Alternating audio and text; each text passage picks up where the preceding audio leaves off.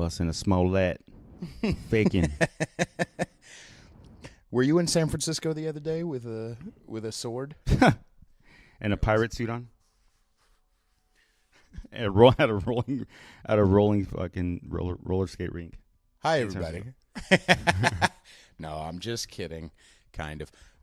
Welcome to episode 64. 64 of Conservatish. My name is Peter Feliciano, and I'm your host and the only person who's on every episode. And our guest today is Jerry. Yo. Hello. How's it going, Thank you brother? very much for coming back on the show. Always a pleasure. Yeah. Yeah. First things first. What were we talking about? Oh, yeah. Fucking Dum Maynard. Maynard. Okay. So here's the problem with Maynard. I think he doesn't care anymore, and I think he's still going through the motions, and I don't know if it's for money or if it's for... Because he's got a bunch of other ventures. Like, he doesn't need to do it. He's got fucking money. Why does he still tour or make an album or whatever if he doesn't care? It's for money, first of all, but like I kind of see where he's coming from. Like, he's been playing the same songs for fucking 10 years. He's really annoying. 25, 30 years. Yeah, with Tool and shit. He's got other ventures that are awesome, by the way. You got to check them out. But everything I've heard from Pussifer is pretty sick. No, dude. I love that shit. How could you? I love that shit. Perfect Circle is my fucking favorite band all time, though. Like, Are you I'm glad. Really? Yeah, Perfect Circle's the shit, dude. Perfect Circle's the shit. Okay, besides Judith and three Libras, what? How could I have literally heard from multiple people multiple times that they have seen Perfect Circle and it is the worst show they've ever seen. They're tripping balls. But like I agree with you, and I also kind of understand what he's saying though, because bottom line, if you're gonna go perform for people, at least act like you're into it. You know what I'm saying? Or give them a fucking show. I've seen Tool the last couple times, and it was just they come back on tour. I thought they're gonna play new shit. They didn't. It was just for money. Yeah. They just go back on tour for money, and it was boring. Right. Hey, I've everybody, seen him- here's Enema, and it's the same shit you're super used to. boring. And he was in the background. He didn't care, and he sounded like shit. So Yeah. it kind of annoyed me. So they need to get on that and make that new fucking album already and stop. Well, Cut it out. or if he just doesn't, if he's not feeling it, just kill it, just end Yeah, it. Don't yeah. like.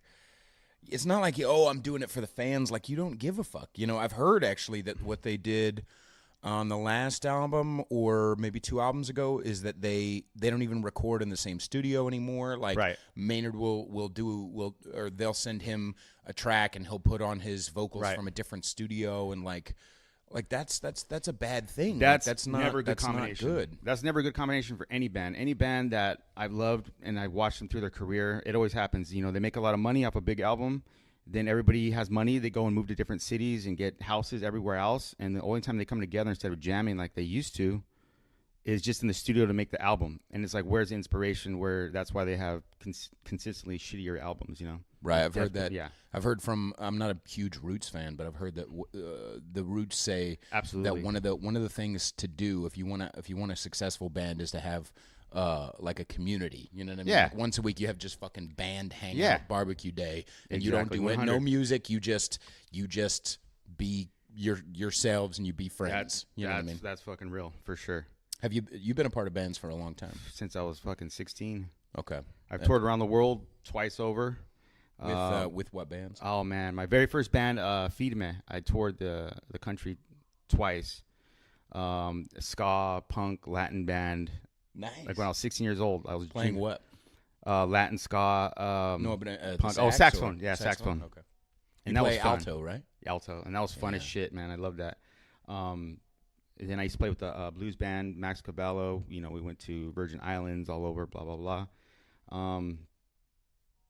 Yeah, I've been all over the place. I've seen it all. Yeah, I love. Have you? My dad's been working on an album. He's a horn arranger, and Dude. he's been doing stuff for Latin bands, and he's worked on John Lee Hooker Jr.'s last 3 albums and done the horn arrangements for that. And he's really good. He's actually done two of the tracks from my first album, my upcoming album, Dude. And when I listened, so here's I'm sure you've had this experience too, maybe.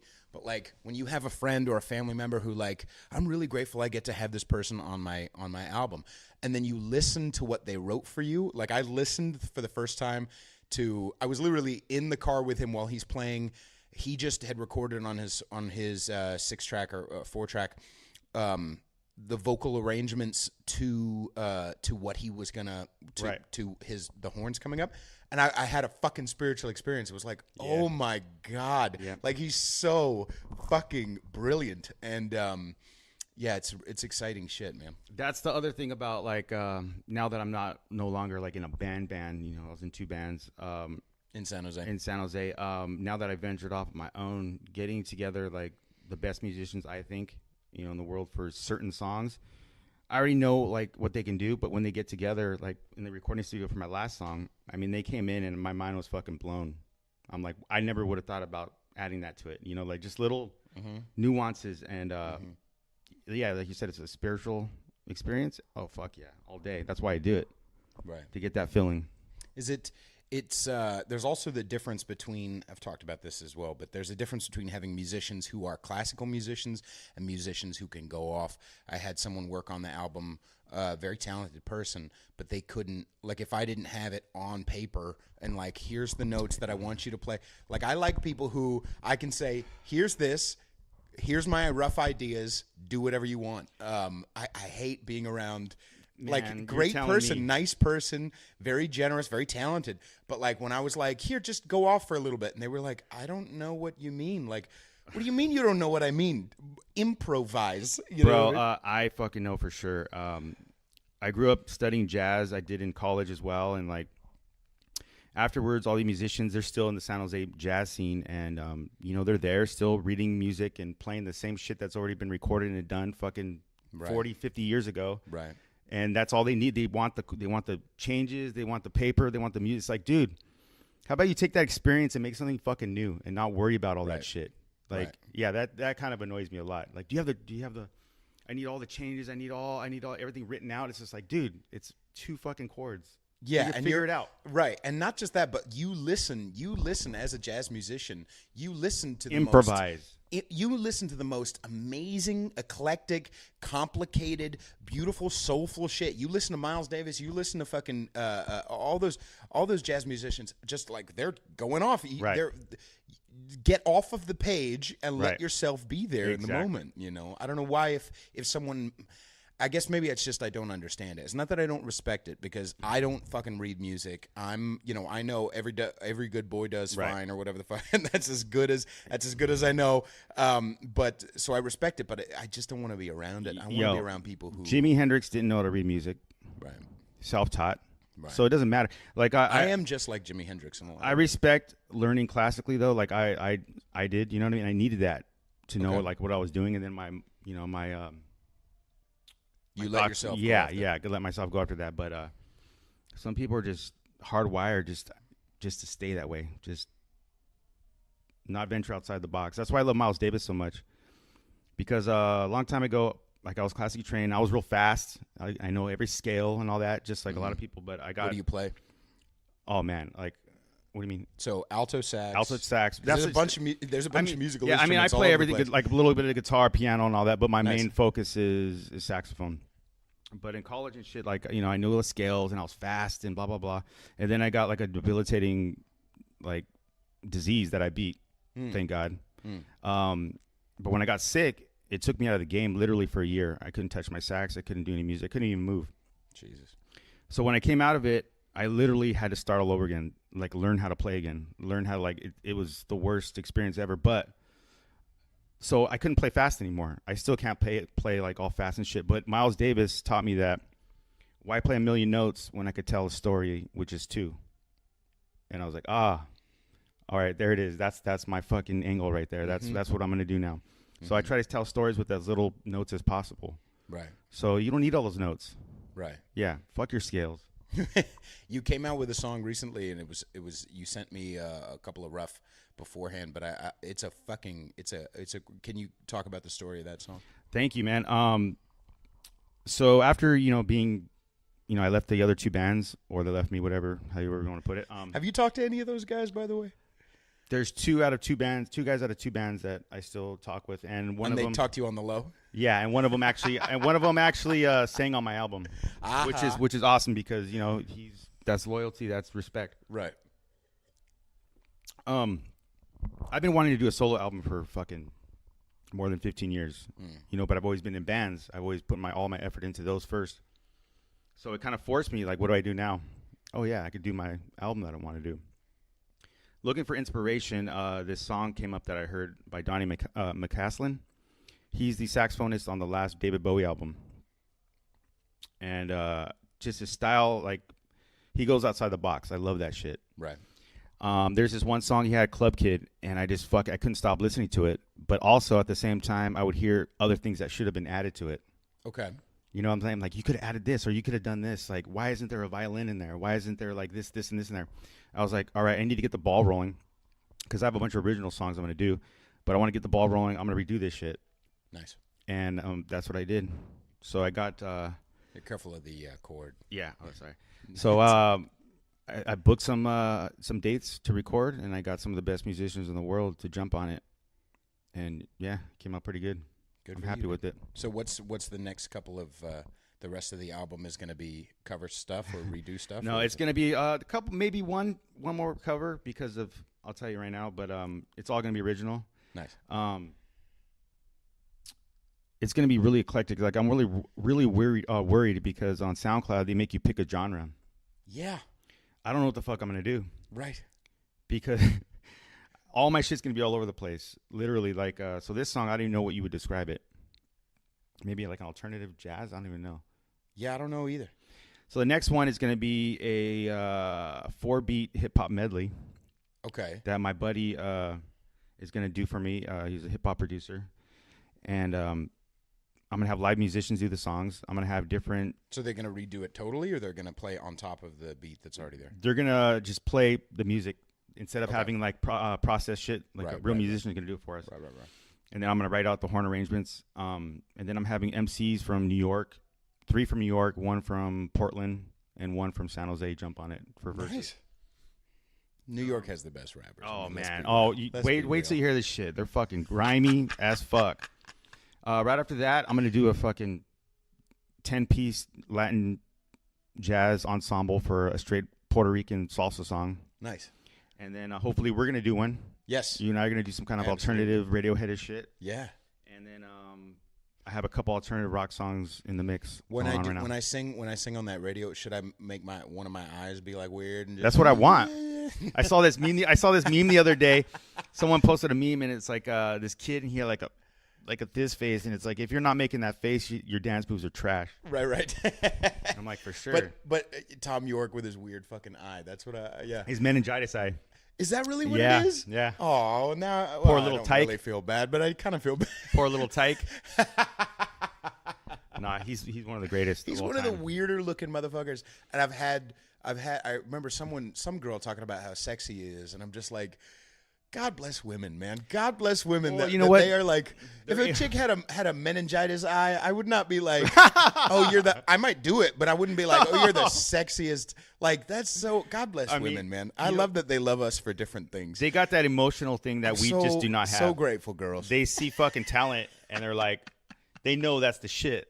Right. But they could look like dog fucking shit too as well at the same time. Yeah. I'm so, I mean, I think I was thinking about a lot of my jump offs. A lot of my like girls is like either Starbucks or someone I serve or like, girl after a show. You know what I mean? Like once you get off stage, it's just like, you have a whole, like they already know you. You're probably less rapey. You know what I mean? You're probably safer. And you have the added benefit of being like someone who, like, that's what makes us sexy to them for some reason. You're a better man than I, though, because I'm such an asshole. Like, that annoys the shit out of me.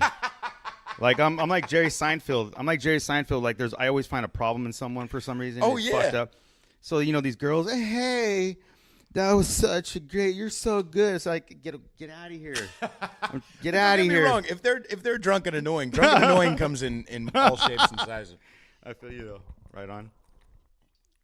But it's just interesting to me that they're different from us. You know what I mean? Oh, Like fuck I yeah. like I like seeing the differences and talking about them, and that sometimes makes some girls and white men upset with me. But like I want to, and again, it's generalization, but it's pointing out the differences between us. And expressing that, and I think it's important to express that because then we know where we stand as a people, instead of getting all flustered thinking crazy shit like there is no difference between men and women, and lyrics. I guess I saw yesterday, I didn't read all of the fucking article because I just don't have the patience for it sometimes. Right. But someone posted an article about the lyrics to Kiss the Girl from The Little Mermaid is problematic. To who? To the fucking four people, to the four cat ladies that write for Vox. It's like, dude, grow the fuck up. Cut it out already, all right? Like, people assume people are so stupid they don't understand shit. It's like, dude, it's a fucking kids movie. Like, it's a whatever. kids movie, and you do need to make the move. Girls want you to make a move. You can't just be like, gee golly, can I kiss you? I don't want to be disrespectful. Like, fucking go in there. If you're flirting, you're feeling, like, try for something. If you don't try for something, you don't have the confidence, and that's not sexy to girls. It makes me sad just to think that a 32-year-old is inside of their apartment with their cats, like, going through songs, like every song in every catalog, like, looking for something. Like, what are you doing? What are you doing with your life right now? Jesus Christ. Fuck off. Yeah. Same thing's happening to comedy. Yeah. My buddy Pete Munoz, shout out to Pete Munoz, is a comedian and funny motherfucker. Like I lived with him for I think 3 years, and like I would just every day I used to go to open mics and go to shows with him, just to check it out and saw the culture. And man, it has changed so much in 10 years where like you can't say anything anymore. So it's like, what are we doing? Right. Comedy's almost dying. Yeah. It's so like politically correct, and oh god, if I ever see another comic that says something about Trump, it's like dude, it's boring. Yeah, people go to comedy shows to not talk about politics. Fuckhead. Yeah, I was. I won't share his name because he asked me not to. But this comedian I know sent me a message, and he said, and he's a white guy, but he was like, if I hear one more white guy talk shit about white men, I'm gonna cut off their clit. It's like every white guy, like, I apologize for being a white guy. Fuck you, suck it. Like, and why is it white men specifically? White women, you can shut up. But like white men, like you can't feel that naturally. You can't feel that. Like, are you that? Maybe it's just a lot of like masochists. Maybe there's like a weird masochist. No, it's exactly right. It's a lot of fucking like bottom bitches, and I can right. if you're a masochist, no offense, men. If you like a fucking heel in your balls, and whatever, a lot of these liberal dudes, they go with it just because they think it's a way to get chicks. Pretty much, they go with the pussy hats. Oh, there's these chicks here. I could try to get at them. You're not fooling anybody. I feel like it's subconscious though. I don't feel like it's they're consciously like, oh, I'm gonna weasel my way. I think they are hard up, or they feel powerless in the rest of their life and they want to get some sort of grounding with women. And so they try to do it. It's subconscious that, okay, this is the way for me to feel power or to feel wanted or to feel whatever. I'm gonna ingratiate myself to the female race by being a fucking soy boy. Like, that's the way I do it. I don't, maybe it is conscious, but I feel like on the whole. No, you're right. And it goes beyond women too. It goes with tribes, it's wanting to be accepted pretty much. Right. And we all want that, you know what I mean? And like the way to fix it is to understand that. That doesn't mean to just, I feel like sometimes, because it's much more fun to just say, you fucking snowflake cocksucker. Like, of course. But the way to bridge that gap is to like hold up more of a mirror, I think. And it's hard to do that because you also have to be conscious of your own fear, your own desire to be accepted and approved and all that shit. But like once you understand yourself better, you can hold up the mirror to somebody like, hey, this is the reason why you're doing this shit. You're not doing it out of the goodness of your heart that you just want to protect the poor little black people. You don't even fucking know any black people. You don't hang out with any black people. I was talking about this recently, and I'm gonna fucking share it again. This white rapper friend of mine. I hope he gets over it. I love this kid, man. He's a very talented dude, but like he hit me up after a few weeks ago. I had my friend Jake on, Jake 3. By the way, when I checked it a week ago, Did you listen to that episode? Yep. Yeah, so it was a little rough. Yeah, dude. I mean, fucking. Hey, that's what I love about your show, though, dude. It's gonna be different. Every episode, different. Like that's why I listen. Like, all right, like what's gonna happen? For sure. And so in order to promote, because we did do a lot of race jokes, because we're trying to fuck with each other, we're trying to have fun, we're trying to shock each other and do hyperbolic humor and stuff. Absolutely. When I hang out with my brother, when I hang out with Jake, it's usually like exactly what that conversation is, and I figured let's hang out exactly as we are and just record it. You know what I mean? And so we did that. And in order to promote that episode, I shared this meme someone sent me. It might have been my brother. That it was this Asian guy looking sad, and on top it says when your girl asks you over to eat her pussy, and you get there, she starts getting naked instead of cooking her cat. You know what I mean? Like, and on the bottom it says Asian kid.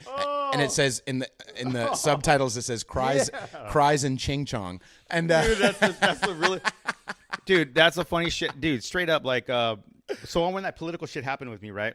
Yeah, there's always white people saying and Antifa saying I'm a Nazi, this and that. All the while, like, I lived in Eastside San Jose. I've known and grown up with fucking gangbangers. Like, they were right down the street from me. I know them by their fucking nicknames. Right. And they laughed at them. Right. You know, it's incredible to me. And like, yeah, we can't talk shit anymore. Fuck that. Like, I talk shit with my friends. It's racial. I have my black friends. Dude, right. Oh man, we go in on each other. Right. You know what I'm saying? Right. All day long. Because it's love, and also it's a way to kind of express the shit that we all kind of see and feel. Like, stereotypes are there for a reason, and if I just want to point something out, that doesn't mean I was on my way fucking here. This happens almost every time I talk about this, but I was on my way here, and somebody was going fucking goddamn 57 in the fast lane, and I was like, out of the way. Let me see, Asian, yeah, fucking Asian. Yeah. And there was, to be fair, someone else like 5 minutes earlier was going slow, and I was like, Asian, oh, white guy. Okay. All right. Was there a Bernie sticker on the back?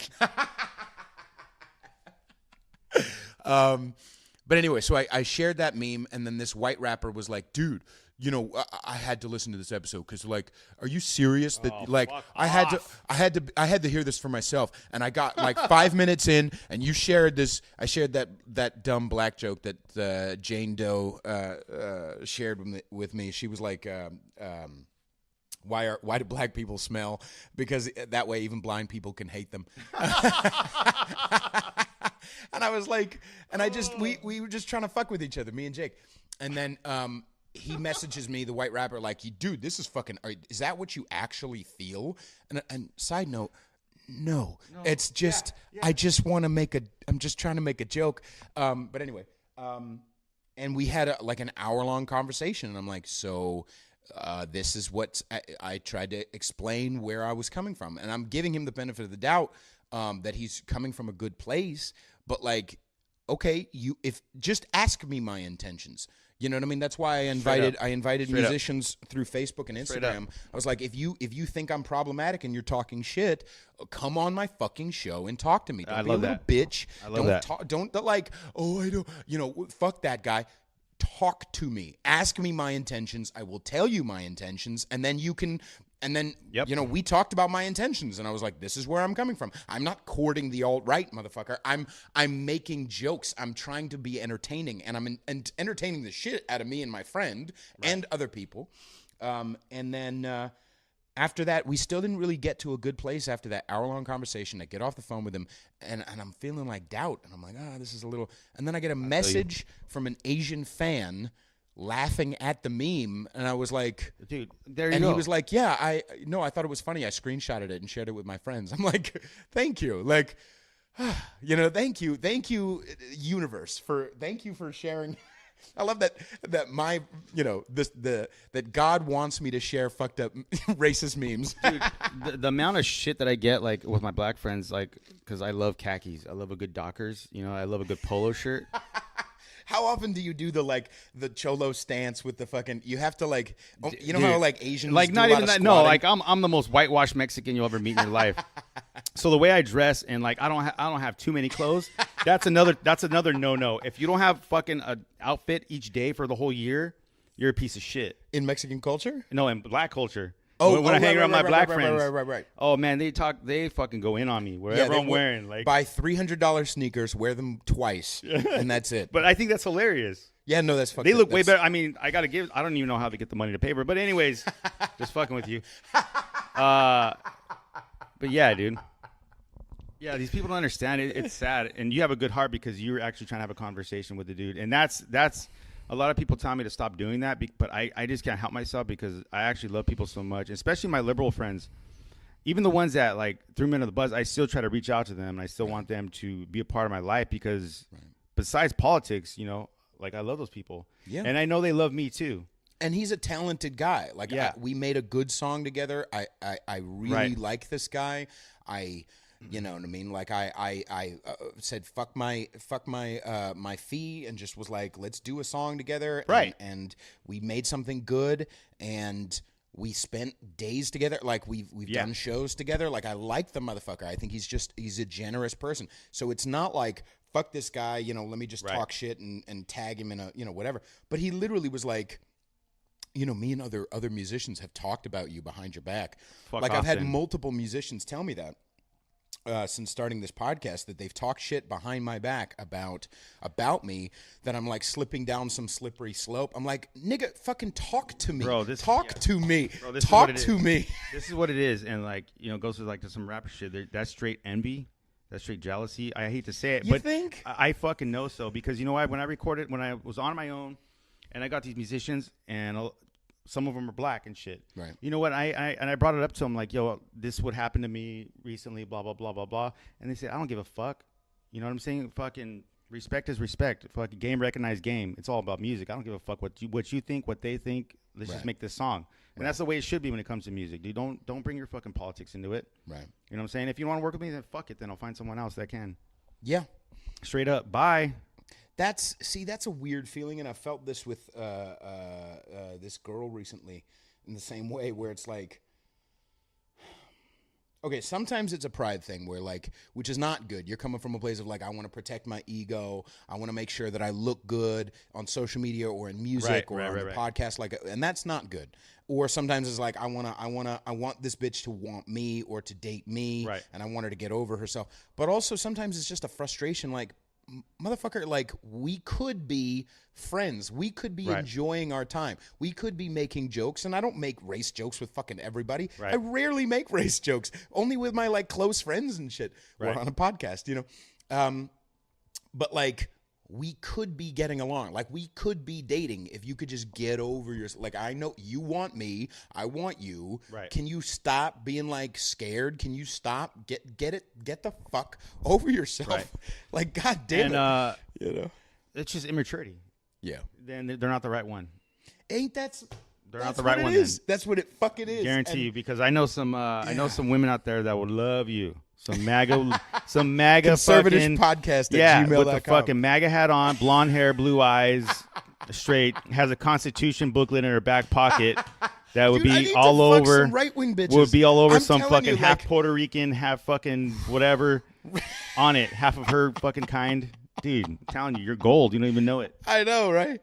Thank you very much. But like, that's exactly what it is. If I wasn't coming from a place of fear, if I believed that the universe or God or whatever the fuck you want to call it, or nothing, if you felt like fate or whatever had something else for you, you could let go of the shit that wasn't working. No matter how, like, even if you capitulate a little bit, sooner or later in a relationship, it's going to come out and you're going to be miserable.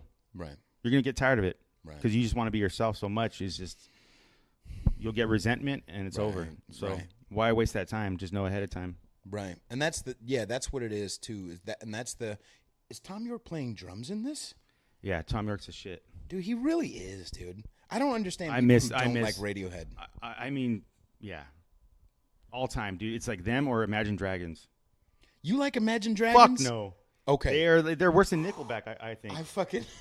I got nervous there. I was like, are we going to fight? No, I'm keeping it real. Like, dude, people call me an old head the other day because I like Radiohead and fucking and Trent Reznor and like.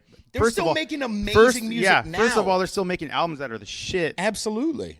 Second of all, dude, they're the shit. They really are. They're fucking yeah. dude. They fucking have the best songwriters in the world. Still making music. How are you gonna call me an old head? Your shit sucks. Imagine Dragons. Get the fuck out of here. There's what no is it? 21 Dragons? Is it 21 Dragons? It's 21 Dragons.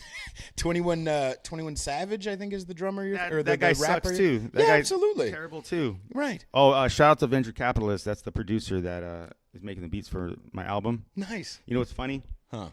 I'm waiting for someone to be like, you're trying to appropriate black culture with your rap music. And you know what's funny is that the producer's white. So it's like, oh yeah? Fuck you guys off. are gonna, yeah. Fuck off. I'm having so much more fun than you.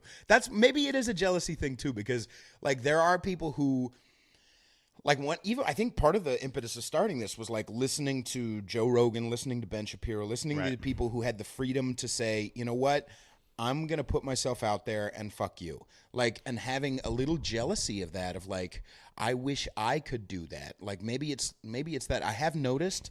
Well, I have noticed that a lot of my friends recently, and more power to you, but a lot of my friends recently have been starting podcasts. Yeah, exactly, bro. And here's the thing. Say thank you, cocksucker. That's all I want. And right now, the hate that you've been getting like recently it's because it's recent. Like I've gone through this shit, dude. It'll pass, and like being yourself is the most freeing thing ever. When you can finally say, "Oh well, fuck off." Right. I don't need you. Yeah, that was one of the weird things too. Is that this guy was that white rapper. He didn't threaten me exactly, but he said like, "This is the type of thing, like you're like this is the type of thing that someone would call you out, like would like tag you on Facebook and like call you out like at social media level. Like just think so about he's not threatening me, but it's almost like you like talk to me. Like I've only had that guy, and I invite him on the show not all the time, but like in that conversation, I was like multiple times, I was like, come on my show. Let's talk this out. Cause I may be wrong, but I really think I'm not. Like, I'm not coming from a place of hate. I'm not courting the alt-right or even a race. Like I talked about even on that Jake episode, which he never got to that part, but I talked about how the KKK are like fucking impotent power, you know, like they're 40. There's like 40 members in the whole fucking little country. Faggots running around like. Who are you scared of? Not exactly. Who are you scared of, bro? First of all, they're not even living in your state. And like, who gives a fuck? Right. Yeah, some fucking degenerate fucking. Who cares? Well, yeah, it's some guy who's fucking his cousin. Like this is not, you know what I mean? And I feel you, dude, because I was in that place for a long time where I was just like, you know, I'm not hateful, like, and I try to reach out to them, like, talk to me. Just talk to me. We always talk in person. Like, why can't you talk to me now and try to look out for them? After a while, it's just like, you know what? Fuck you, dude. I'm Mexican. You're white, and you're trying to tell me some shit. Go fuck yourself, dude. I know fucking cholos. I know fucking gang members. You don't even know what the fuck you're talking about, all right? First of all, you're not Mexican. Second of all, you're not me, and you haven't grown up where I live, and you don't know what I know. So go fuck yourself. Once you get to that point, dude, it's the best feeling in the world. You had that, so you Best actually feeling had in the world. the even weirder fucking experience where it was more than just you got called out on social media. They made fucking flyers about you. Yeah, like they threatened you, like they threatened your family and shit. So like, first things first, how has that followed you, or has that calmed down? I mean, I don't think you were the type. You didn't move because of that. No, fuck no. Fuck no. Like, well, first of all, you're not afraid to scrap. No, yeah, dude, that's the thing that got me. Like, you know, right when that shit happened, I called my brother, and I was just like, "Fuck, is he gonna be mad?" And he called me. He's like, "Let's get these motherfuckers." You know what I'm saying? Like that's what I'm saying. Careful. It's like you gotta be careful not to let certain cholos know. My brother's not even cholo, but he's a fucking savage. But like, these people don't even understand. Like, they live in such a bubble. They think they're actually threatening someone. Right. It only pissed me off because some of my family members didn't know anything about anything, and to see that, it was shocking to them. You know what I'm saying? They had my back, but they're like, "Whoa, what the fuck is going on?" Right.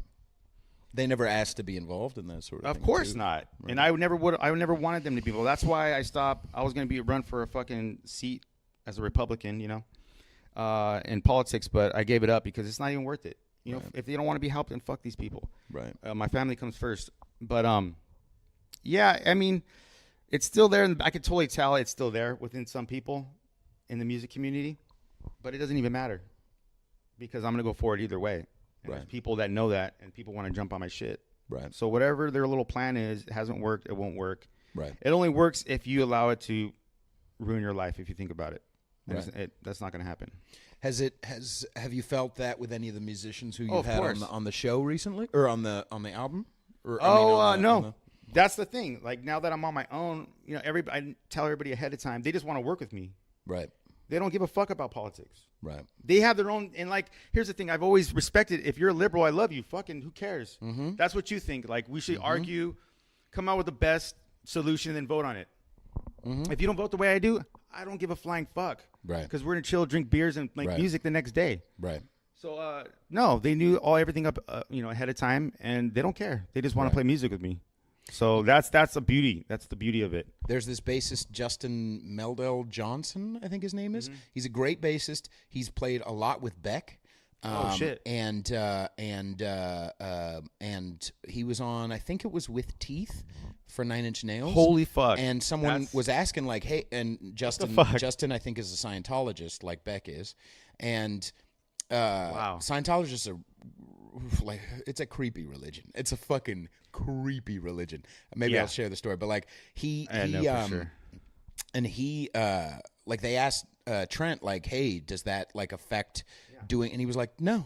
Nope. Because we get in the studio, we have fun, and we do that. It's just like it doesn't. Yep. It doesn't really matter. You know what I mean? Like I don't care about what he believes. I don't care about what his like. You know what I mean? Yeah, and that's why I love musicians like that stay true to themselves, like Trent Reznor, because he never fucking went full fucking retard with politics. You know why? Or same thing with Radiohead. Go full retard. Same thing with Radiohead. You know why? Because they're better than that. Their music is substantial, where they don't have to use a crutch like fucking politics. Yes. And that's the point where I want to be, and like I'm trying to be. It's like, dude, I don't care about that shit. Right. None of my music is about politics, by the way. Right. So it's like, I think it's the same thing in actresses and funny people. And so comedians. Amy Poehler, not as funny as Tina Fey. Tina Fey does True. dip her toe into some shit sometimes, but on her shows, she has always made fun of both sides. On 30 Rock, which is the best show that has ever been made, in my personal opinion. She wrote all that shit. Yeah. She's the main writer. She made fun of feminists. She made fun of Republicans. She made fun of both fucking, everybody got it. Just like all my favorite shit. Everybody got it. Everybody got a bullet. And same thing as Frank Zappa, South Park, Monty Python. Everybody got it. The high class, the upper class, the lower class. Nobody's safe from these fucking humor bullets. And anyway, and so, but like, it seems like Amy Poehler is drifting towards like I have a responsibility to use my power to be a completely annoying cunt.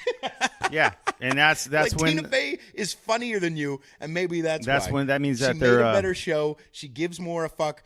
She's willing to like laugh at herself. You know what I mean? Like maybe that's a good analogy. That same thing. Yeah, that's just fear because their talent ran out at that point. So now they need something to jump on it. I'm gonna be a part of the cool crowd, and everybody's talking shit about whatever. I'm gonna do the exact same thing. It's like, no, you ran out of talent. Shit sucks. Yeah. Shit's weak. Right. Yeah. So my experience with Scientology, and I don't know if I've told this story on the podcast, but so I had I was 17 and I was living at this house for runaway teens. I hadn't run away, but my mom is very persistent, and I was getting out of the treatment center boarding school that I got sober, and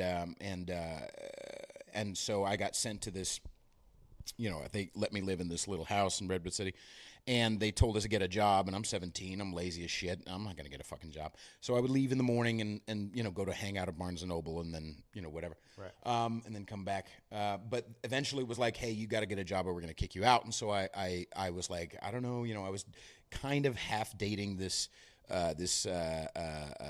girl, and she was working at the Scientologist church. So she was like, well, you can come work here. You can come apply here. So I went there, and we time they hooked you up to that machine. No, we fucked in a public bathroom actually on the way there. But was it a fast food joint?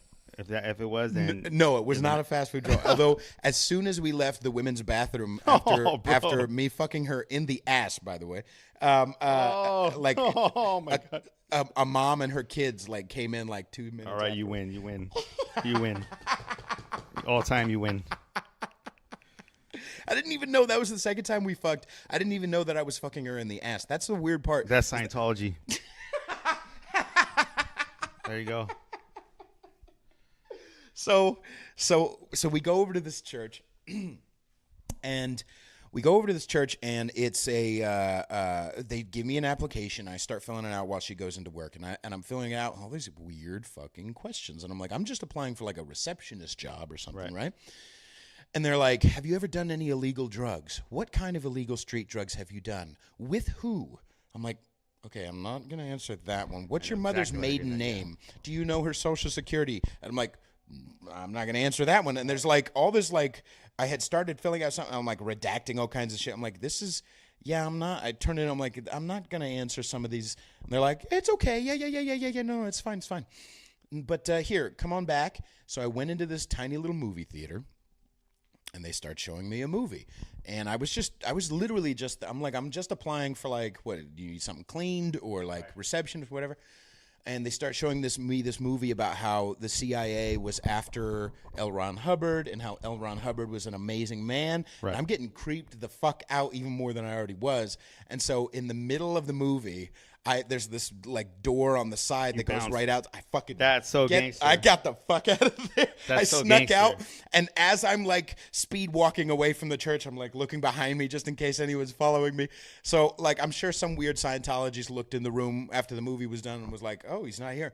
But like I got the fuck out of there. Bro, she you know was what? very mad at me, but other than that, I would rather risk. And not to get all like super religious on you and shit, but you know that wasn't just you telling you to get the hell out of there, right? Yeah, probably not. I mean, I think I'm not so susceptible even at 17. Like I wasn't so susceptible that like I'm gonna listen to some fucking propaganda and be like swayed by it. But like, yeah, them motherfuckers are creeps. They're crazy because, and a lot of people join because it's sad that we're on this earth right now. People are they want to be famous so bad.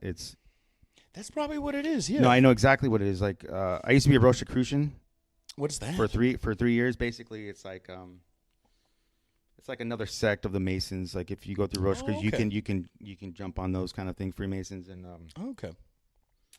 And I went into it because I thought I can get advantages, in career and whatever I wanted, and that's why a lot of people do it to this day. But the shit's evil, just like Scientology is, because I don't know if you want to even know about this shit, but I would love to know about this shit. Are you okay with sharing this shit? Yeah, man. Okay. So for 3 years, and it's fucked up because it's underneath the Egyptian. Have you ever been to the Egyptian Museum? Do I look like a guy who went to the Egyptian Museum? It's in San Jose. It's hella like popular. I went there many times as a kid. Well, they do all their things underground and shit. It's like that. Now, what are the things, if you want to talk about it? What are the things? Like I grew up Catholic, and then I gave up after, they were having sex with kids and shit. But I still had this sense of like, Christ and Jesus and stuff, always in the back of my mind. But I was being selfish, and I wanted to like get ahead in life. And I knew about these secret societies, and I'm like, dude, I'm going to try this shit. Right. And it's fucked up because all of them are connected together. Even like the New Age religion, like believing in UFOs and all this weird shit. It's all connected. And basically they're trying to get you to say, and which they try to do to me, is try to get you to say that we're God. Like there isn't a God. We're the gods. We created everything. Humans, or you mean Rosicrucians? Humans. Okay. Like they're trying to say other people don't know it, but you're a God. There is no God. There is no Jesus. Right off the bat, I was just like, that's fucking weird. Like I was here to learn about astrology and fucking metaphysics and how I can like better myself. An Area 51 maybe, or like some like secrets or something. I mean, were you interested in that type of stuff at that point? It's even more disgusting than that, man. There is a point where I fucking just fled in tears, and I never been more scared. I've been through a lot of shit, but I was really frightened for my life for a quick second, because when you get farther into it, they just throw it out there that they want you to do something as a test to see if you want to keep going and how far do you want to go. And I always, I've been in conspiracy theories, and I've researched it and all, and I've been through it all, but I believed it, but I really didn't think it was that true until that point came. And I was like, wow, you guys are fucking evil as fuck. I didn't say that out loud. Right. And I did kind of like what you did. I need to use the restroom real quick, like right now. And I never went back. So And at that was that 3 years in. yeah, and so at that moment, I knew there was evil, and I knew there was good, and I knew these people are scared of the word Jesus, and they're scared of the word Christ, physically scared. Like, you don't say it, and they're trying to convince me that there is not that, so there's got to be that if that's the case. Okay.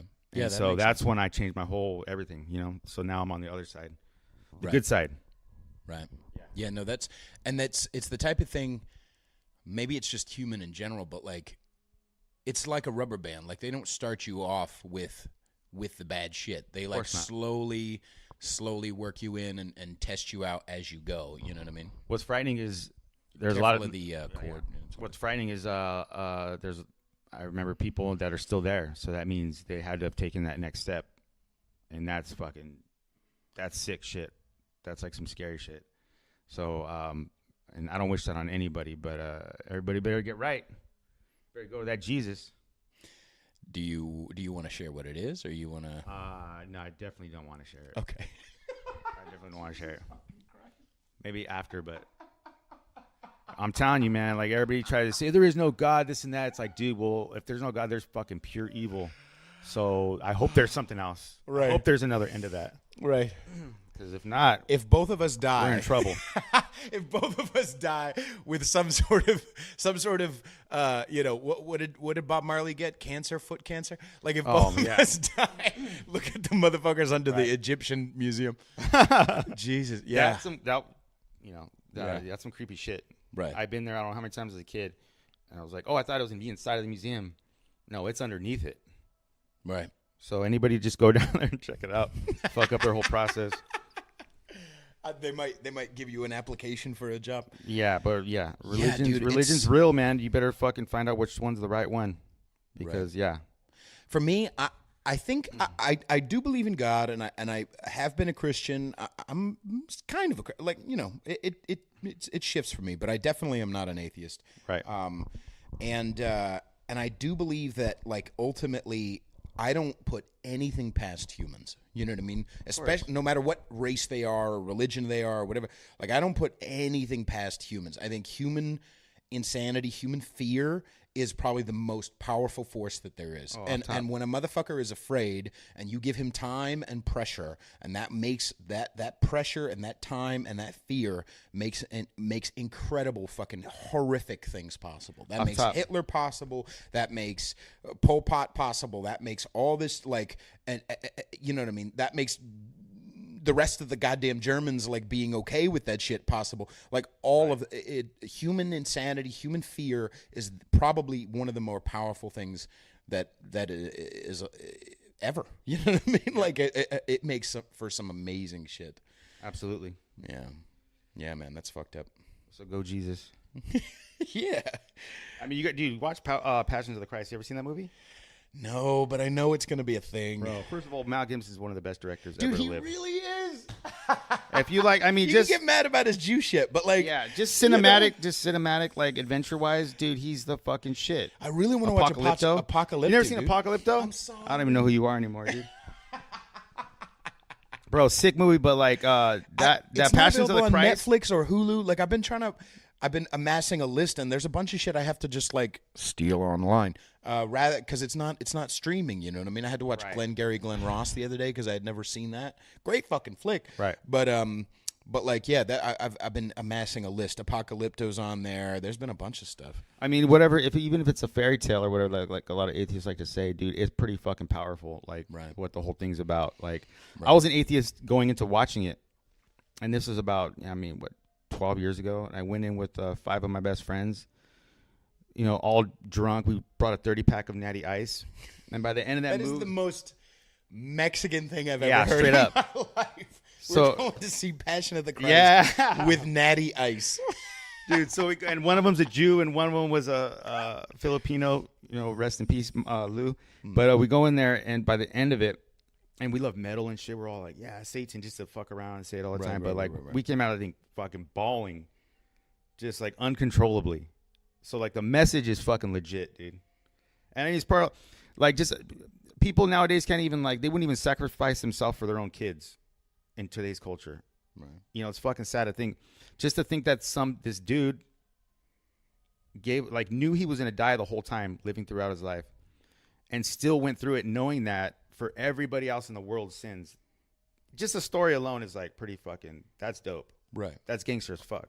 Right. That's kind of what Patrice O'Neill came from. He was like, he talked about being somewhat not atheist, but like agnostic-ish, and he was like, even if you don't believe, the fact that motherfucker took a beating, like he took a beating for, and that's what the whole movie's about. And Patrice was like, I wouldn't take a hard pinch for anybody. Exactly. Dude, the whole movie is him getting his ass beat for 2 hours straight. It's like, after a while, you're just like, Jesus. Well, yeah, Jesus Christ, fuck, all right already. Like, right. Dude, give up already. Even I was like, give up. But he knew, like, this is why I'm here. I'm like, oh, damn, that's brutal. Right. Super brutal. And that's the thing too, is that a lot of people, it's that same millennial. It's just the cool world thing to do. People, the left's ideas of breaking down traditions all the way without even questioning why do we have this tradition here. Like, even if you don't believe in the metaphysical part of it or the mythological, if you think it's blah, blah, blah, if you think it's bullshit, there are stories in there that, like, there's a reason why that story was put in there to as an example, even Jesus, sacrifice, maturity, believing in something, standing for something, willing to risk your life for other people, helping. The motherfucker talked about breaking bread and that the meek shall inherit the earth. And like, he had some good shit to say. You know what I mean? Like, there's a lot of be kind. I'm still trying to fucking work with that one. It's hard. God damn it, Jesus is hard. It's hard every damn day. Right. Yeah. You want to take a break? Yeah, cool. All right, let's take a break. Cool. Yeah, I have that. Is yours on? Is your mic? Okay, cool. Yo. Yeah, I fucking. There are so many beautiful women who, like, not just care about family, but like are down to be, like, they understand their own femininity and they're okay with it. They're not insecure about being a girl, like, or being a woman, or wanting what you want. It's not like, oh, I'm gonna put a girl in her place, but like, in the bedroom I will, but like, I'm not. It's not like, oh, I'm gonna keep a woman down. It's like, she understands that we kind of have different roles, and she appreciates her own role, and she sees value in it, and she's not insecure. She doesn't have to prove, like, I'm just as you're just like, calm down, mama. Like, relax. You can be yourself. You know what I mean? Well, it's human nature. You can't change human nature. You can't change chromosomes. And there are exceptions, of course. But, like, in general, like, we all kind of, there's not that many different types of people. Like, we're not all like a snowflake. Like, there are a lot of motherfuckers who look the same, act the same, want the same things, and it's okay. Like, it's not like, oh, if I do what other people have done, it's that same tradition thing. Like, oh, if I do what other people have done, then I'm less important, or I'm less cool, or I'm not going to be accepted. Like, no, you can want what you have. You know what I mean? Or you can want what you want. It's okay. That's why, like, at my age now, like, I'm a little older now, it's like, there's only two standards to me. It's like, you're either doing something to change the world for everybody, and you're out there doing it, or you're creating life, and you're seeing that life to be a better person than you were, and contribute to society. Have you noticed too that a girl with a family, or a girl with kids, even if she doesn't have a husband still, if they've divorced or whatever, like, a girl with kids has less time or energy or effort or give a fuck that she has to, like, make a big deal about like, if she's sexually happy or she's family happy, like, she doesn't make a big deal about politics. She doesn't make a big deal about that type of shit. Like, she may have her opinion, she votes, blah, blah, blah, but she's got other shit going on. Right. She's not on fucking Facebook every day, like, all day long, just like looking for Trump supporters. Because it's priorities, man. That's what's fucking important, man. Is family, taking care of your family, making sure they're good people, making sure you're a good person. It's not that hard. It's not that difficult. Right. You're over here all fucking day long on Facebook trying to tell people that there's fucking 32 different genders. It's like, what the fuck are you talking about right now? Why aren't you at work? Right. And I think part of it is too, it's just youngness. I think totally it's fine. Like, I look at myself even like 4 years ago, and I'm like, ew, who the fuck was I? What kind of boring, what kind of childish motherfucker? And that was like 28. And I used to be 29? Like that too, man. In high school, I used to be fucking socialist, but because I never had a job yet and I didn't have to pay taxes yet. It's just But that's what amazes me about this day and age is like, okay, I understand that when you're young and shit, but like you're 30, these people are like 37, 38 years old, and you're still talking about you want socialism, and like, what are you talking about right now? I do. Okay, I'm interested to know what your opinion is on this though. Like, because I'm not 100% convinced that I'm not 100% convinced that that medicine, that healthcare shouldn't be not socialized, but like I don't know. I've heard some people say that the reason why it's so fucked up and expensive in America is because we have a mix of both. That it's some socialism and some capitalism. It should be one way or another. You know what I mean? Now I look at Canada. I don't want what those motherfuckers have. No. I look at some of the other countries, but I also don't want what we have currently. I don't think the way we have healthcare is so great. I'm not so blindly MAGA or blindly Trump or totally. Whatever that I think that, you know what I mean? I kind of am. I would be all right maybe of doing that if obviously it would be more fucking money tax wise, but like, well, that's the thing. I mean, they try to do a big overhaul with Obamacare, but that was a fucking, and like in the beginning, I wanted it to happen because I was still young and dumb, and everybody should have healthcare, but there comes a price to that, and you know, we're lied to. You can keep your doctors, and no, you couldn't. I mean, I would see it. I gotten sick, like really badly sick a couple of times, and I was literally waiting in the ER for fucking half of a day. Right. One time, a whole day, 24 hours, dying in the fucking sitting there. So, and then goddamn San Jose. Someone's got to pay for it. Someone's has to pay for that. For everybody getting care like that, that's tax money. Right. I get taxed more than half of my paycheck every fucking 2 weeks. No, I'm not down for that. Right. Sorry. Have private systems. If you have private systems, then they compete for patients. But we don't currently have all private systems. No, we do not. That's why like the conservative thing is to do that. Bring it back to privatized hospitals and healthcare and shit, and healthcare providers. Right. I have seen those billboards, especially down in San Jose, actually, of like, you know, our ER only has a 15-minute wait. You know what I mean? Like, come get covered here. That's like there is, yeah. Because I mean, Obamacare, it's just an overhaul for the doctors and nurses. It's like, dude, we really do not have that many doctors and nurses to be like just taking in everybody. Right. For preventative care and all that. Dude, everybody gets taken in for the ER. If you have an emergency, they're going to take fucking care of you. Yeah. No matter what. Even if you can't pay for it. It's against the law to turn anybody away, which is, so it's bullshit when people try to say that because it's not true. Right. I think I went to an ER. I don't remember why, but I went to an ER and I didn't have the money, and they took care of me. Yeah. And I don't even know where that bill is. Shit. I mean, must have been like 19. I have no idea. I've never had anybody reach out to me and be like, hey, you need to pay this outstanding something or other. Take it from a guy that racked up hundreds of thousands of dollars with my medical shit. After a while, it gets expunged. There's like a deadline on it, so don't even worry about it. Kind of, it's a little secret tip. But like I'm telling you, man. They want socialized. We are Latin, aren't we? I mean, yeah. Dude, look at the DMV. Do you really want the government taking over a whole sector of anything? That's the thing I was thinking, is that like it's not. My problem is not paying more in taxes. Is that if they need $2, they're going to take 15, and that other 15 is not really going to go towards healthcare. It's going to go to more bureaucracy. It's going to go to more jobs. It's the same thing. Monty Python has this amazing documentary on Netflix. It's a few years old at this point, but it's called The Truth, and or Almost the Truth, the lawyer's cut. I love fucking Monty Python. But and they were talking about how, and Frank Zappa talked about it the same way. Love Zappa. He said, back in the 60s, you could do more experimental things in music and in comedy and TV and BBC or whatever, because the pyramid was the right way. There were a few executives at the top and a bunch of artists down at the bottom. And now it's inverted. There are a bunch of executives who think they all need to make their job, validate their own fucking existence in that company. And so they all want their greedy little paws all over the comedy and all over the music because they know what the people need to see. And we've done these tests and blah, blah, blah, blah, and a tiny little bit of artists down at the bottom.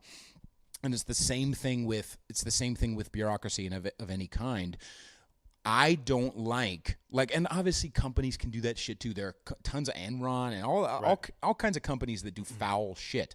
Right. But if you automatically assume, I don't like us all now having to believe that automatically, because it would be the government, then it's going to be fine, or that it's going to be well-intentioned, or that they're going to do the right thing. Like, no. They're going to be just as fucked up as the worst parts of companies, like no matter what, because humans are humans. Exactly. But at least you can take the power away from a company. You cannot take the power away from a government if it gets foul. You cannot. If the only way to take it away would be to do some foul, violent shit like they've been doing in France and fucking all over, some foul, violent shit, which endangers people. You can take the government can take power away from a company. We can take power away from a company by not buying their fucking products. You just hit the nail on the head, and you are conservative. Fuck your conservatish. That was the most conservative. That was the most conservative fucking description I've ever heard in my life, and that's exactly right, and it's exactly true. It really comes down to that. There was this one girl, I performed at her wedding, and she's since blocked me because of my. But she posted on something. She was like, "You should call it alt-rightish." Oh God! I would just put yawn. Just type in yawn. Period. There was somebody actually when I had. Did you hear my story about posting that controversial opinion Wednesday about female rappers? So I posted, I'll tell the story lightly again, but like I posted about how, there are really talented female rappers, but are you listening to any of them? Like, you know what I mean? Like, do you actually? Yes, in general, do I believe that there are talented female rappers? Absolutely. But I don't fucking listen to any, and you don't fucking either. You may like be rah. Women should be just as, as an example in the fucking, women should be just as much in STEM or in this type of company. Have you applied there? Well, go into STEM. But girls should be, we need to kick more of these men out. So like same thing goes where like I posted about that, and then this female rapper, a bunch of female rappers got really mad at me and tagged other female rappers, and they're like, "You don't know, clap." And by the way, I've invited multiple of those female rappers on the show, and they won't come. But anyway, I posted about, or one of them was like, "You need to blah blah blah, and you need to check your blah." And at a certain point, I replied back, "Ew." I didn't want to go into like, or yawn. Let me write a whole paragraph defending myself or defending where I'm coming from. You shouldn't have to defend yourself if you already know who you are already. That shit, I had to learn that shit. But it's the frustration. Right, it's the frustration of like, baby, just come into the truth with me. Right. We can, or at least disagree with me, but don't label me. Don't put me in a box just because you disagree with me. Like, let's talk about why. Don't immediately think, and it's hard to not do it on my end, so I'm a hypocrite, but you know what I mean? Don't immediately assume my intentions just because I have an opinion that you disagree with. And you'll get to the point where I hope you get to the point where it doesn't, you don't even get, you're just like, you know what, then fuck it. If you don't want, I gave you the opportunity to, then oh well. Sorry. Yeah. It'll get there. I'm practicing that muscle though. I am like I'm this podcast is because you have a heart, bro. It's been and an ego though. Part of it is ego. Part of it is like I don't want people. It's hard to be unpopular. It's hard to be. For sure. It's hard to have people not like me, and I've but been here's built the thing. that way since I was a kid of like caring so much about what people think, and it's a good muscle to practice of like fuck it. You know here's the takeaway from that. I thought exactly how the way you thought, and I thought whatever happened to me politically, that it would ruin my life and no one's gonna like me anymore. Dude, there's another side though. There's another whole bigger group of people that know what you're going through and actually agree with you and like what you're doing and shit. Right. Tap into that. I've done that, and it is fucking, dude, it is phenomenal. I got fans like across the country. Like I never met them in person yet, but I guarantee you I can go and fly over there and stay with them like right now. Right. You know what I mean? They love my music. It's fucking awesome. Right. Yeah, no, I've actually had a large swath of people who I even just lightly knew before the podcast who have listened, and some of them disagree sometimes, or they say like, I roll my eyes, but they keep listening. That's okay. I love you people. You know what I mean? I wish people would understand that not everybody has to fucking agree with each other, man. It's actually more interesting when we don't agree on everything. Right. I might be wrong on some shit. Right. I always tell my little friends, like, dude, I'm just asking questions. You're already here calling me an asshole. Like, I just asked you one question. Right. Maybe I didn't get the information that you got, and I might change my mind. Yeah. Like, whatever happened to that? Right. And that's okay, I want to learn. Tell me what's Come on wrong. my fucking show and talk to me Right. about it. Don't just assume because I disagree or because I have a question about it or because I have an unpopular opinion that I'm inchangeable. Like, I'm not inchangeable. Right. I'm willing to listen to your dumb ass. You know what? I bet you they know that. They know that. They're just weak. It's just weak fucking people, It's got to be what it is. Like, it's got to be what it is. It's fear.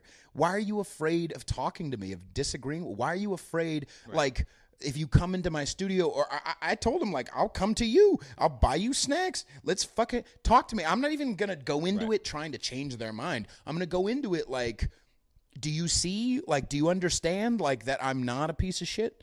And maybe, I don't know. It's sad, man. Maybe that's not the point anyway to why I should be. That's why I actually pray for my, like, you know, I don't want to say enemies, but I pray for people that think that way and have done me wrong in the past.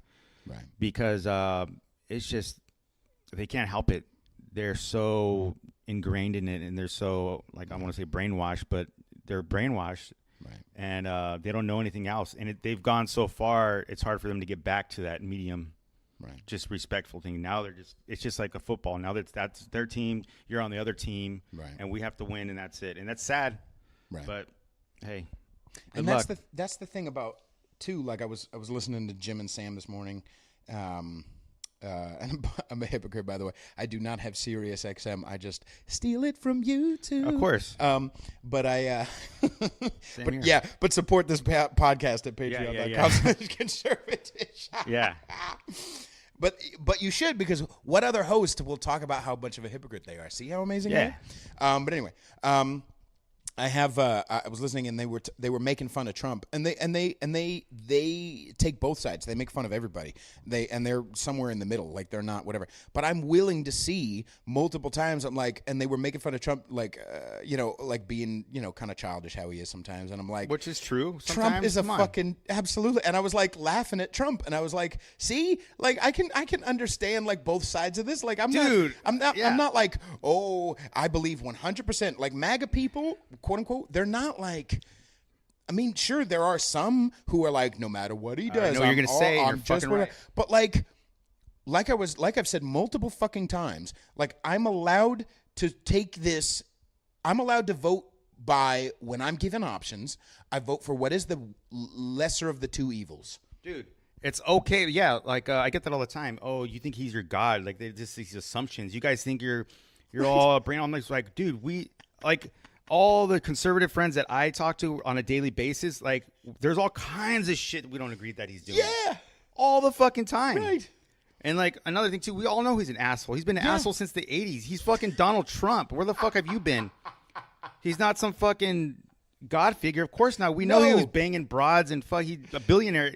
Any billionaire in America is going to be banging porn stars. Sorry, it happens. And by the way, you could do better than fucking Stormy Daniels with her weird-looking tits. I'm sorry. I mean, he's that a fool. bitch has weird-looking tits. Yeah, I mean, like, Donald Trump's a fool, bro. But you know what? Here's the thing that people don't get. People don't get that we didn't vote for him because he talked cool and he's a nice guy and like you believe 100% of the things like he like did. a used car salesman like Obama was. No, we got this guy because he's so fucking tells it like it is. He's an asshole. Right. We want him to do a job, not fucking tell us what we want to hear, and that's what he is. Right. And he's doing a lot of things that we don't agree with, but yeah, he's our president. I've even had a bunch of people, like, sometimes you hear someone say like, "Oh, he's too liberal on this issue." It's like, "Oh, really?" Like, "Oh, okay, yeah." Like, all right, interesting. Like, you're allowed to like, who's that one? Ann Coulter. Who I kind of dig her. Again, not everything she does I agree with, but like I like that she's out there willing to be like a pain in the ass. Yeah, go she ahead. Does not. That bitch does not bend for nothing. You know what? She does not get pressured into shit, and she is prepared. And she was kind of right. He for a second there, he's getting a little soft on the border thing. But he got right with the shit. But yeah, for a second I was like, bro, you better not cave on this, and that's what she was trying to tell him. But yeah, she got thrown under the bus too. I guess I guess he unfollowed her because he won't. Yeah, because she won't stop talking. She went about it the wrong way though. She was like talking shit to him, like like you're a pussy, this and that. Like easy, Ann. Right. You got Adam's apple. Relax. I still would though. She does. Yeah. I still would, dude. I still would beat the shit out of that, dude. Absolutely. Because especially she's the type where like she's so powerful and so motivated and so blah blah blah that she is a dirty sub. She is a disgusting boot-licking sub, and I love her with all my heart. You know, Ann Coulter wants to get peed on. I fucking love that bitch. I love a girl. I love a girl. That's some R. Kelly shit right there. Speaking of R. Kelly, I love a girl who is like, you know, I'm very. Shut the fuck up. You know what I mean? Like, shut up. I know, Ann. Blah blah blah blah. Right. Fucking let me wrap your fucking blonde hair around my fist a couple of times. Speaking of R. Kelly, yes, sir. Total pervert. Yeah, but dude, his music is so sick. I finally like. All right, let me see what all the hype is about. I knew about his hit, like couple of singles and shit. Right. I went through his collection. He's fucking dope. But dude, he told everybody in his lyrics for every single song besides a couple, Space Jam and some other one. He's a nasty fucking man. Well, okay, but his music's sick. I defend his nasty man except for kids. You know what I mean? Like, I defend his nasty man except for girls under 18, or he had them all chained up, all kinds of shit. Yeah. Right, if they're not willing to be there. But like, even there are a lot of females. By the way, let's be fucking really real. Right, there are a lot of females who like that shit. Right. Go to any fucking FetLife or whatever. And there are women who want 24/7 dominant, like whatever. I don't like that shit, but I don't hate it. Like if you're voluntarily going into something that's not involuntary, right? And you want to fucking, that's the way you get your rocks off. My hat's off to you. You know, if you're fucking both adults. I gotta separate the two because his music is fucking ill. Yeah, so good. My favorite song of his is called "So Sexy" by, and it's got Twista on it. It's that beat is ridiculous. Mine's a flirt. I'm a flirt. Yeah. Oh, it's so good. Even "Step in the Name of Love." Oh, remember that was, bro. That stupid song is catchy as shit. I'm telling you right now, I've been to a couple cookouts, not all like a bunch, but I've been to like 3 or 4 cookouts. And you're in the mood and you're in the vibe, and that shit comes on every single time. That's the shit. Yeah, and I'm trying to I don't even know what it is, but I'm stepping somewhere. I'm a step right here. I think it's this. That's 2 step. I got to do 1 and then 2. To the right.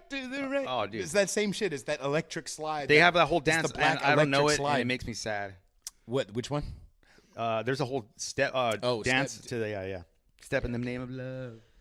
Yeah, I guess like Kanye, but then again, politics brought me to Kanye. Like I never used to like Kanye because he used to say some stupid shit in my head. I thought it was stupid. Yeah, he's a little nuts. But he got red pilled, and it brought me back to his music. And then I was like, wait a minute, this motherfucker is a genius. He's got some really good fucking music. He's got some music. I don't like his raps all that much. He's not a well. Good He's got rapper. a ghostwriter. Is that what it is? Yeah, I think it. Because it's still not good. Right. So, I think Kanye, you're but he's a overpaying producer. for When it your comes down to ghostwriter. it, he's a producer though. Like right. That's his primary thing. Right. He's good. Yeah, that song, that album, College Dropout, his first like big that's one, a classic. was fucking amazing. That's a classic. What he did for with what's her name? God, what he did with Through the Fire. Oh man, dude, The Wire is such a good fucking. Man, he's track, got he's got a lot of hits, and he's wrote a lot of hits for Jay-Z and all kinds of other people. Right. Yeah. But I don't know, man. I think I'm gonna keep sticking out like a sore thumb. I'm gonna keep doing it because I love to do it, and I love to have these types of conversations with people. Yeah, man. And I'm not gonna stop. But and I guess I gotta be. Dude, I'm telling you, you're gonna lose a lot more friends. Just be prepared for that. But you know what? But I'm telling you right now, you're gonna gain twice as many followers. I guarantee it. I want some. What were you talking about? MAGA pussy? Like I want some. I never said that. But I know what you mean. I'm right here, girls. Conservatish podcast. We live in a little bubble in the Bay Area. Man, people love you outside of it. I'm telling you. No, they There's do. Love. I've got a lot. Yeah, but I've got for some reason I got a lot of listeners in Virginia. Why do I have some? I just told you there's going to be Virginia. I don't even know nobody. There's some literal cowgirl who owns 3 horses and was like, I would love some Puerto Rican spice on top of my fucking apple pie. Son, I'm fucking right here. God damn it. You know, I'll beat it up. But I also think, and maybe you relate to this, but I also think that there are some times where I can be like when I posted that Asian joke meme. Like I stand by my joke. I stand by the podcast. It's a joke. But I also know that there are some times where I'm being intentionally an asshole. Sure. That, I mean, there's a point. I mean, a lot of them have dwindled a lot, but there's still some liberal friends that we still have mutual respect for each other. And they'll call me on some shit that I say and do, and sometimes they bring a different aspect, like, yeah, but when you say this, it hurts this person because of blah blah blah, and like I have to rethink it. I've been like, all right, maybe you're right. Right. So as long as you acknowledge what might be true, but like stay strong with your own fucking beliefs, dude. The core beliefs got to be your own. Period. If they can't get around that, I'm sorry. Yeah. Just be yourself. Fuck it. Who cares? Yeah, that's the thing is that like grow a backbone. Even with that girl that I was talking about earlier, who I was dating there for a little bit, and she just can't get over it herself. Like at a certain point, I can't keep trying to convince you that I'm a good person. Like I can't keep trying to convince you to get over yourself. Right. Like you're either with me or you're not. And I'm it's not like I hate you, but like, and in a few years, if you get over yourself, let's do it. But like for now, like I'm gonna follow what is true. You know what I mean? I have to I hate to be like, there is an extreme of like self-love that gets way too fucking self-centered. But like I do have to kind of take care of myself. I do have to like treat myself well. And if I only want people around who are down, bro, you know what I mean? Like, you're saying it, bro. You're saying it to be down. When you get to that point, when you're just like, you know what, I'm gonna be myself no matter what. I know I'm a good person, dude. It's the most freeing thing, and it took me 30 years to figure it out, and I figured it out, dude. It's awesome. Right. I know I'm a good person. On my own thing, I'm gonna do what I do. This is me. If you can't handle it or you don't want to be around me, okay. Right. No problem. And I think there's a lot to like the podcast is a part of that. And I think absolutely this music, the fact that you're feeling more free to actually, you know what? Fuck it. I'm going to just do. Yeah. So this is your first solo album. Literally, I wrote my first song when I was 18, which is, I don't know how long ago. Wow. But, yeah, I've been waiting to do this for so long, but I put all my heart and soul into other, bands, just focusing on that. Now that it's freed me up, man, it's just like I'm exploding with like nonstop ideas and music that I need to get on fucking record. Right. You know what I'm saying? And it's not like you didn't appreciate what you were doing before musically. Of course not. Of course. It wasn't as true as this is. No, this is me. That's why, like I said, it's hard for me to find I don't know what I'm going to do for a genre because I'm so eclectic. It's all busting out of me. So it's going to be a crazy album. It's going to be dope. Yeah, my dad has been saying, though. I got to guess. I'm going to cut you off. Dude, I got to get your dad to write some horn arrangements for me, dude. Holy fuck, bro. Fucking good. I'm going to play you this You showed me last time, dude. Oh, I did? I totally just forgotten about it. Because I'm already going to get you, but I totally forgot you telling me about your dad and showing me that shit. Dude, that's going to be dope. He's so goddamn good, dude. But that's the thing is that he's reaching a pinnacle as well in a lot of ways. I hope he's down to come on the show. I love my dad. I love that shit, man. And he's reached a pinnacle of truth within his own bones as well musically, where he's come to the point of like, this is really the first time, and he's been doing music for literally 40 years. And he's like, this is the first time he's felt this true to himself, like his writing, his arranging, his playing. Nice. He's lost 160 something. Like that same thing. Like when you're true to yourself and you treat yourself well, amazing shit happens. Exactly. Amazing shit. It's a little rough. It opens the process, up. But once it gets going, dude, it's yeah. And it's fucking cool. Like there's a lot of hope. I think you know what I mean. Even just in this podcast of like. The fact that I feel more myself than I ever have. Bro, I played in these bands for 6 years straight, booking the shows, performing it, helping write, PR, everything. And like, once you do it for yourself, and once you know that you're not doing it for other people, or you're not trying to fit in a certain genre, you're not trying to write music for other people, you're not trying to say, you're trying to keep your politics on the down low because you don't want other people to think everybody else thinks this and that. Once you get to that point where this is just me and I've been doing this for my whole life, now I can actually express myself and not hold back anything. Dude, that's like a God-given gift right there. I think your dad in a different way has gotten to that point where he knows what his niche is now and he's killing it. Yeah, he's fucking. And everybody has some that. of it, and I'm like, holy shit! And he's got these amazing like. World-renowned musician, same thing. Yeah, like he's saying, bro. He's knocking it the fuck out of the park. That's what man. I'm saying. So, and I think everybody has that spark in them somehow, whether it be comedy, whether it be writing, whether it be whatever, working at your fucking job. Be the best at what you fucking do. Don't worry about anybody else. Be yourself, dude. It could be a good life, but don't let people fucking brainwash you into staying in a little in a little tiny box. Right. And don't be hating on motherfuckers like me, yo. Fuck out of here. Otherwise, you're racist. If you don't like Jerry or I, you're racist. And if you don't like, And I have gay family members, so that means if you don't like everything Everybody I do, does. then you're homophobic. Everybody does. And you know what? I have a couple of my gay friends, dude. I talk shit to them like crazy on purpose. Like I don't think I'm not, and they get it. They love it. Yeah. They enjoy it. They're Right. okay with it. Yeah. Dude, that's another thing.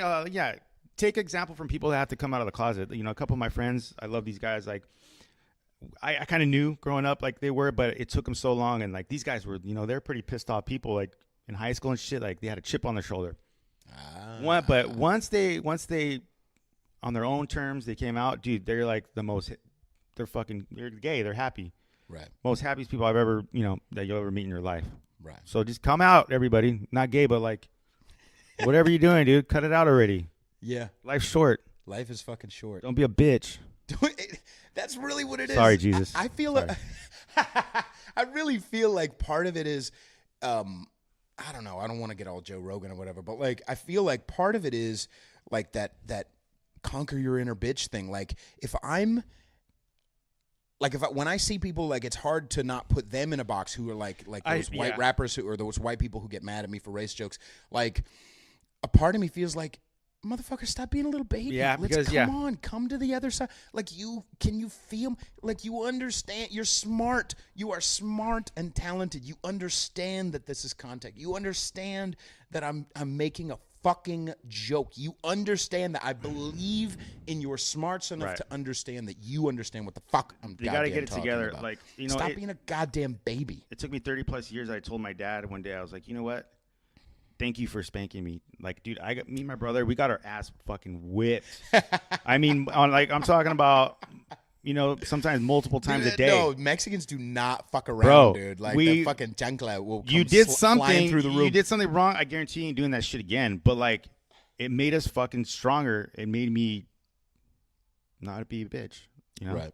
Not be fucking, now I'm like hardened to fucking handle life. So I thanked him for that, Now people can't even look at their kids without the, Child Protective Services coming. Right. So they missed that whole thing. Everybody getting a trophy. Right. Fuck that. You came in last place because you suck. Get your shit together. Right. Get better at it. Maybe you get second place and get first place. Right. So I wish people, millennials and all that, they're smart enough. They got to understand that and they got to push past that already. Right. Be strong. Be tough. You're going to be okay. Words can't hurt you. Yeah.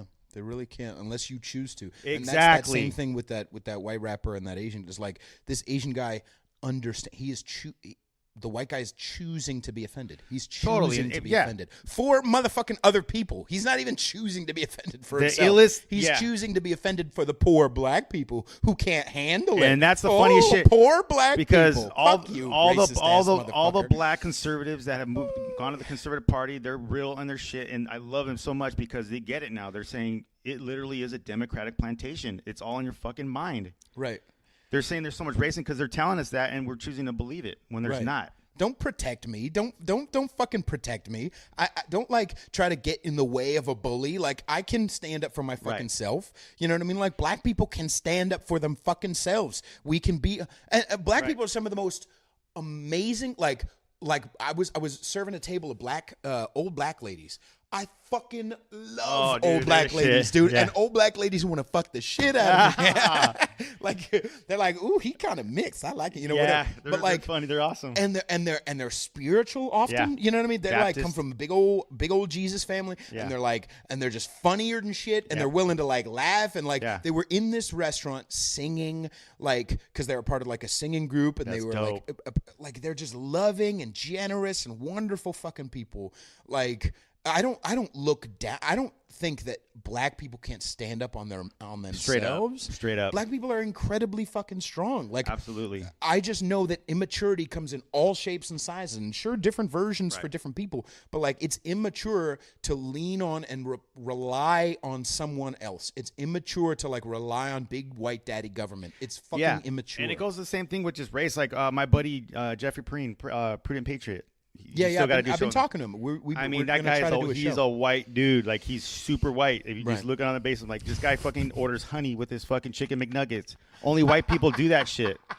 That guy is super fucking white. But, dude, there's not one racist bone in that motherfucker's body. Dude, he's got these rapper friends in Sacramento. Like, he's got more black friends than I do. Like, he can go in the hood and chill with these fools. Right. So it's all perception, and like what people are telling you might not be true. Like, cut it out, dude. Not everybody's racist. Right. Yeah. All right. Well, let's wrap it up. Yeah, let's wrap it up, dude. Thank you very much for coming on the show again. Really appreciate it, Jerry. Einso Music. What is it? Einsof Music. AYNSOPH Music. Yeah, at Instagram and SoundCloud. We'll put the link in the bio. Yeah. And you can support this podcast at Conservatish or patreon.com/Conservatish. You can also Venmo me, motherfuckers. I don't give a shit. Yeah, you're giving money to Bernie Sanders. Give him $5. Any money, okay? I also will be playing every Friday in April at A Grape in the Fog in Pacifica between 6:30 and 9:30. I will be playing in San Francisco at Amelie Wine Bar on April 14th, Sunday, April 14th. Do you have anything else to plug besides? And a quinceañera next week you're playing it. I'm happy, dude. Nah, man, give this guy a couple bucks. Yeah. Right? I'm available for. Don't give your money to Bernie. He's gonna buy another house. Parties. All right, a couple bucks, and then check out my music. It's coming out. It's gonna be legit. AYNSOPH. Einso. Right. Awesome. It's gonna be lit. It is. I've already heard. It's fucking really goddamn good. Follow me on Instagram at Peter_Feliciano. Bye. Subscribe to this. Like the video. Love you all very much. Yeah. Bye.